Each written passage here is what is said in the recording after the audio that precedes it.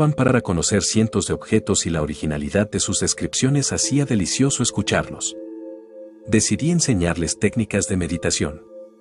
En realidad, la concentración en la respiración, en el cuerpo o en diversos objetos, incluyendo el espacio, ya era meditar, así que pude introducir el tema con la mayor naturalidad. Les dije que meditar era concentrarse en un objeto y que la técnica era más valiosa mientras más sutil fuese el objeto de observación.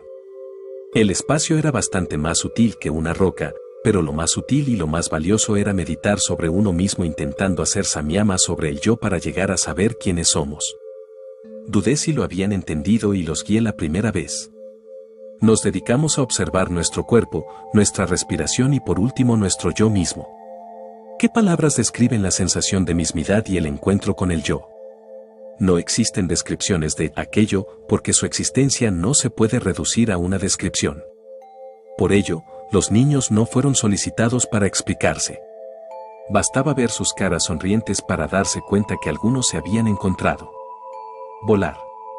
El mismo niño que había decidido hacer samyama sobre el espacio, descubrió que esa podría ser una técnica adecuada para volar. Se lo comunicó a sus compañeros y a partir de allí empezó todo un movimiento aeronáutico entre los críos. Descubrieron que aquello era más difícil de lo que se imaginaron. En primer lugar, no era suficiente fundirse con el espacio ni hacer esfuerzos. Es más, hacer esfuerzos parecía incrementar el peso en lugar de disminuirlo. Después descubrieron que el deseo de volar impedía la levitación. Parecía que era necesario desearlo sin desearlo y fundirse sin fundirse.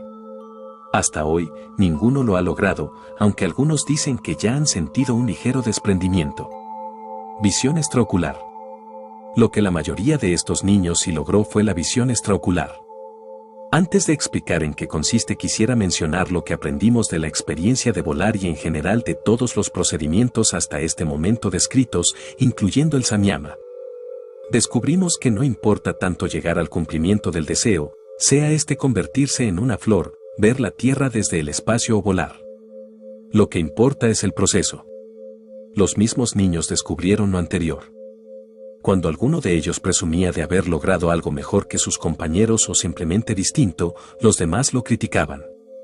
Le decían que de continuar presumiendo por los resultados de sus intentos se iba a perder de lo más divertido, que era precisamente todo el proceso independientemente de su éxito o fracaso. Creo que esto ya no es conocimiento únicamente, sino verdadera sabiduría. La visión extraocular la introduje después de toda una discusión acerca de la realidad y la percepción de la misma. Lo que menos deseaba era introducir la visión extraocular como un fenómeno aislado y desligado del resto. Más bien, deseaba que los niños pudieran ver en él una demostración de un acto perceptual extremo pero normal e ilustrativo de las mismas bases de la creación de la experiencia consciente. Me basaba en las enseñanzas de los más grandes chamanes mexicanos, los que opinan que, conociendo la forma en la que percibimos, podemos conocerlo todo porque entenderemos los fundamentos de la creación de la realidad. La visión extraocular consiste en la capacidad de ver imágenes, pero sin utilizar los ojos, sino alguna otra parte de nuestro cuerpo, generalmente las palmas de las manos. El entrenamiento de la visión extraocular consiste en concentrarse en el cuerpo, en la respiración y en activar una línea de energía que conecta las palmas de las manos con el entrecejo. Niños con una buena capacidad de concentración y que no sean mayores de 16 años aprenden a ver con las manos desde la primera sesión de entrenamiento. Mientras más libre sea el niño, es decir, menos rígido, su aprendizaje será más rápido. Como mencioné antes, yo ya había probado, con éxito, el método con los niños de Cuernavaca, con quienes descubrí que la activación de la visión extraocular estimulaba una serie de funciones correlativas con ella. Estas, en el orden en el cual aparecían, eran: visión extraocular con las palmas de las manos, visión extraocular con cualquier otra zona del cuerpo, visión extraocular sin necesidad de contacto, visión intracorpórea. Diversos efectos de interacción mente-materia. He aquí una breve descripción de la secuencia. Primero, el niño aprende a ver con las manos tocando el material gráfico. Después aprende a ver con cualquier parte del cuerpo, la que en una siguiente fase retira del contacto directo. El niño puede ver sin los ojos a distancia, por ejemplo, lee una página impresa sin tocarla o ve su entorno. La visión del entorno es en 360 grados. Más adelante, el niño es capaz de ver el interior del cuerpo de sus compañeros o el suyo propio aún en la oscuridad. Cuando esto sucede, comienza a activarse una especie de capacidad telepática, en la cual el niño reconoce los pensamientos de sus compañeros niños o de adultos. La visión intracorpórea y la capacidad de comunicación directa permiten que el niño sea capaz de curar. Por último, el niño que ha atravesado todas las fases anteriores comienza a ser capaz de afectar los objetos, moviéndolos de su lugar sin tocarlos. Los niños de Toluca repitieron la secuencia anterior, pero a una velocidad asombrosa, llegando a la séptima fase muy rápido. Cuando uno de estos niños aprendía a ver extraocularmente, sus compañeros le pedían se los demostrara y esto era suficiente para activar la función en ellos. De esta forma, en pocos días, más de 50 niños del instituto ya podían ver extraocularmente y unos les enseñaban a los otros. Los maestros. Decidimos desde la primera sesión con los niños, hacer extensivo el entrenamiento para los maestros.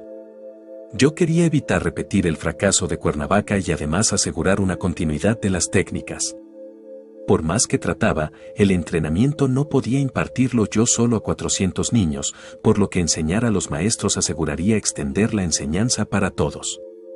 Se impartieron las mismas sesiones que a los niños a los maestros de la escuela, pero los resultados fueron muy pobres en cuanto a la maestría de los mentores, pero muy satisfactorios, en tanto que estos aceptaron la metodología y la consideraron como una parte formal del currículum. En la actualidad, el Instituto Torres Quintero de la ciudad de Toluca es la primera institución educativa de México que ha incorporado estas técnicas de autoconocimiento dentro de sus planes de estudio. Yo espero que este modelo se extienda a otras escuelas y, en un futuro, a todo el sistema educacional mexicano. Busca de la luz. Un encuentro con el chamanismo maya. Hace calor en Dixchiquech, tanto que el único remedio para no sofocarse es sumergirse en el Ganges helado y refrescante. En una pequeña librería colindante con el río, he hallado un tesoro, un texto original describiendo una técnica de meditación milenaria, el Mahamudra. Me ha fascinado leerlo. Afirma que toda experiencia surge de la misma fuente y que ésta puede ser conocida observando el origen de todo pensamiento, de toda imagen o sonido. La he practicado sentado en la arena viendo las diminutas olas que se forman en la orilla del río. Después, al caminar por el mercado de la ciudad he intentado focalizar mi atención en el origen de las órdenes que activan mis pasos. Más adelante, al enojarme con el dependiente de una tienda que me ha querido engañar. El texto tiene razón, si se atiende al origen de toda experiencia se establece un contacto con una especie de espejo de la realidad que se ve inafectado por las modificaciones de la experiencia y que solo refleja sus fundamentos, su luminosidad básica y autorrefulgente. Pronto, empiezo a encontrar obstáculos y a necesitar un guía, un maestro. Estoy en la India y Mahamudra es una técnica budista, los gurús no la conocen. Decidí buscar en Nepal y en un lamasterio en la cercanía de Katmandú, Lama Lundrup me contesta con un lacónico, Mahamudra eres tú, cuando le pregunto por algún lama que me quiera guiar en la práctica. Regreso a Rishikesh y medito junto a la tumba de Sivananda en el templo de la Divine Life Society. Me observo y mantengo la observación hasta que reconozco mi centro y me integro en mí mismo. El ambiente es claro y sereno y la luz del sol penetra por la puerta principal del templo entibiando la atmósfera. Salgo y una muchacha morena y de complexión robusta me llama la atención, algo en su energía me es familiar. Me acerco a ella y al confesarme su origen judío confirmo mi impresión, yo también lo soy. Me llaman la atención unas cicatrices en sus brazos. Me dice que antes de la India vivía en Cancún, dedicada a cazar cocodrilos y aprender de sí misma ayudada por su maestro, Don Panchito de Tixualactún, un chamán maya de 130 años de edad. Reconozco en el encuentro una señal y sé que mi próximo destino será la península yucateca.